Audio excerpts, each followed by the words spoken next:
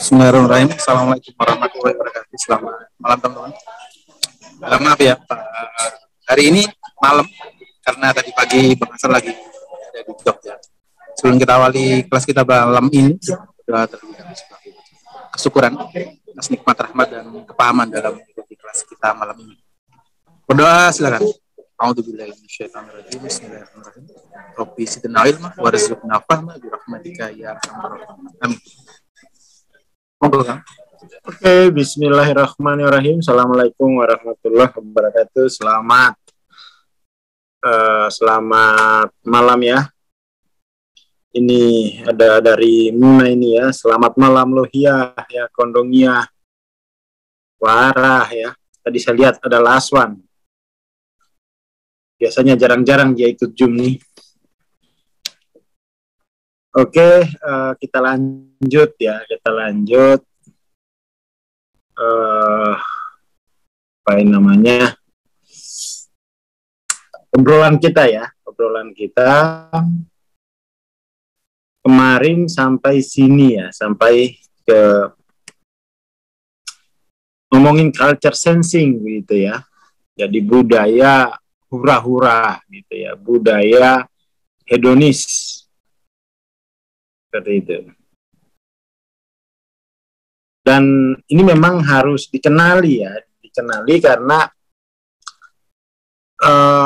ketika kita sudah terjebak atau sudah larut pada budaya hura-hura, budaya sensing, budaya yang terus-menerus hanya merangsang pusat-pusat kesenangan di otak kita, itu akhirnya kan hanya habis-habisin umur gitu ya. Habis-habisin umur, tidak akan mencapai pencerahan dan apalagi membangun peradaban. Seperti itu. Jadi itu perlu digarisbawahi gitu ya. Lalu, dan anggap saja ambisi kita dalam hidup adalah menjadi sukses dan mengumpulkan banyak benda.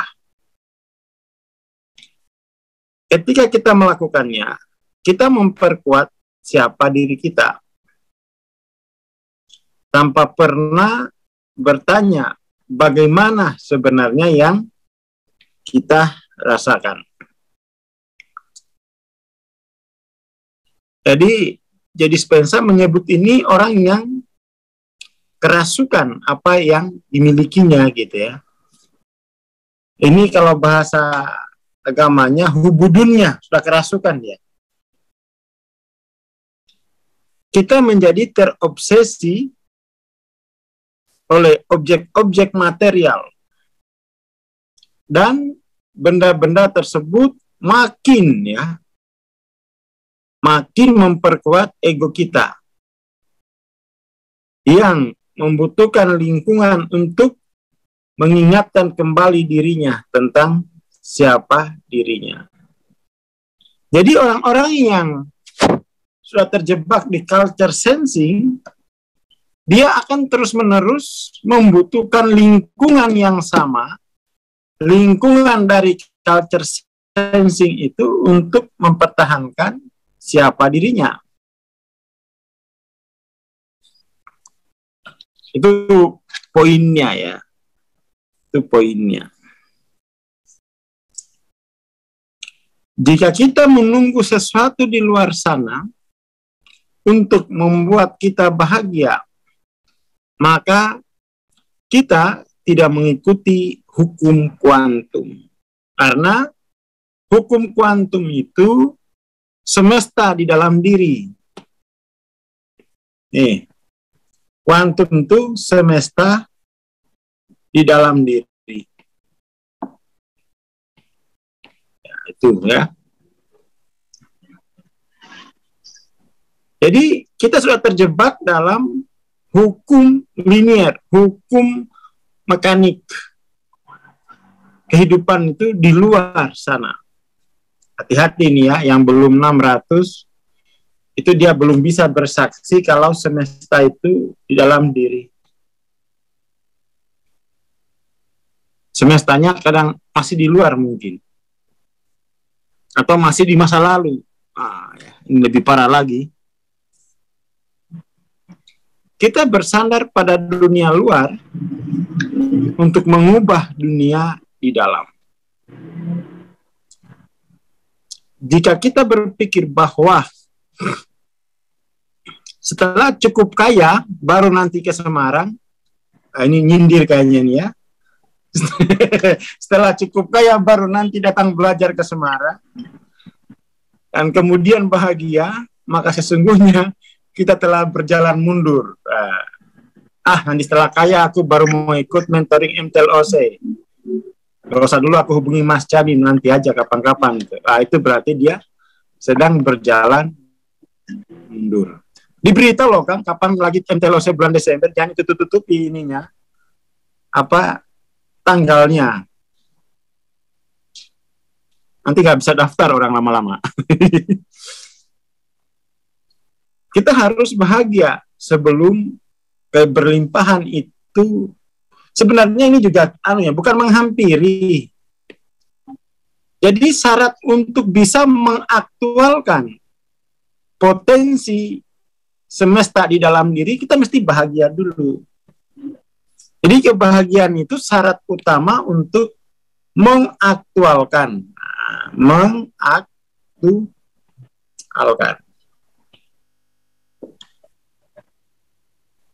Kalau kita tidak bahagia, kita tidak akan pernah mampu mengaktualkan potensi yang di dalam. Malam juga sabung galing ya. Oke. Kayaknya ini bagus juga ya kalau misalnya ini saya ajak obrol ya yang dari Muna. Kita bikin obrolan khusus bahas kayak gini ya. Harus ada channelnya, ada yang mau bikin channelnya begitu ya.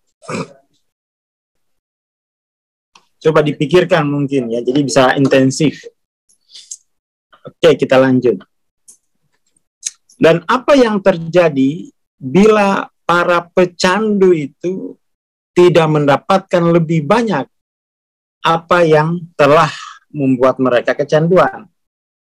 Mereka akan semakin marah, semakin frustasi, sinis, dan semakin hampa. Mereka mungkin mencoba metode-metode lain, misalnya berjudi, ya, menumpang asi, kameko, berbelanja. Namun pada akhirnya tak ada yang pernah cukup. Pusat-pusat kesenangan di dalam otak telah mengkalibrasi ulang hingga level yang sangat tinggi.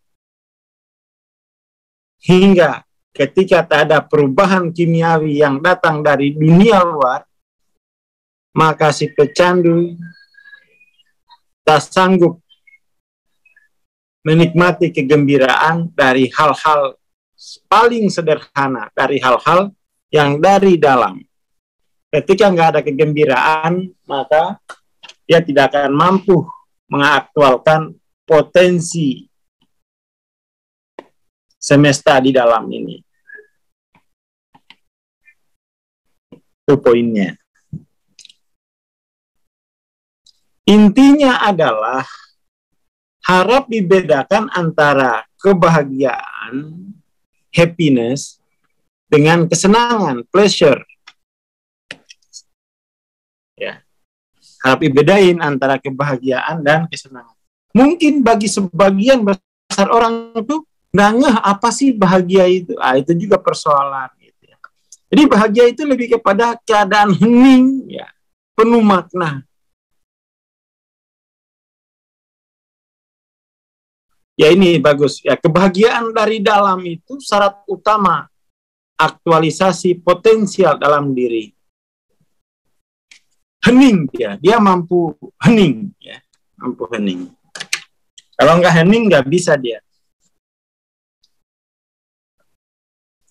Karena menggantungkan perasaan senang dan nyaman dari hal-hal yang memberikan stimulus secara intens hanya akan membawa kita semakin jauh dari kebahagiaan sejati. Semakin jauh dari kebahagiaan sejati, semakin tidak mampu mengaktualkan potensi-potensi di dalam diri sendiri. Ini kayak dilema begitu ya. Kayak dilema. Jadi ternyata syaratnya untuk bisa mengaktualkan adalah bahagia dulu. Itu poinnya. Nanti besok kita bahas ini. Malam itu ini dulu ya. Tidak usah panjang-panjang. Yang penting kita dapat poinnya. Bahwa jangan jalan mundur.